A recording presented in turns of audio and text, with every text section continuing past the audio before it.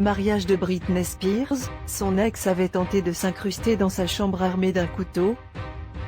Le jeudi 9 juin dernier devait être l'un des plus beaux jours de la vie de Britney Spears, son mariage avec Sam Asghari, son bien-aimé.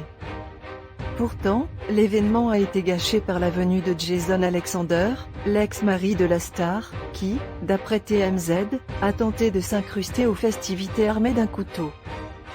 Britney Spears savoure sa nouvelle vie à côté de Sam Asghari, l'élu de son cœur. Le jeudi 9 juin dernier, les amoureux se sont rendus devant l'hôtel pour célébrer leur mariage en petit comité à Los Angeles.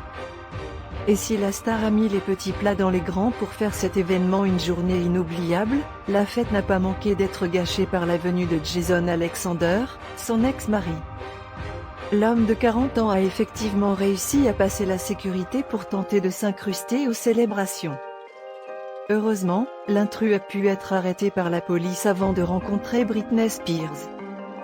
Et force est de constater que cet imprévu aurait bien pu virer au drame, d'après les informations de TMZ. En effet, Jason Alexander aurait tenté de s'incruster dans la chambre de la chanteuse armée d'un couteau pendant que celle-ci se préparait.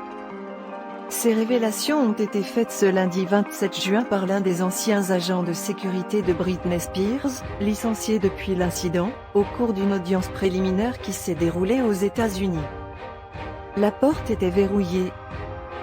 Si Jason Alexander a bien pu se rendre jusqu'à la porte de la chambre de son ex-épouse Britney Spears le jour de son mariage, heureusement, celle-ci avait pris soin de la verrouiller pendant qu'elle s'y préparait. Nul ne sait donc ce qui aurait pu arriver si l'artiste n'avait pas eu ce réflexe.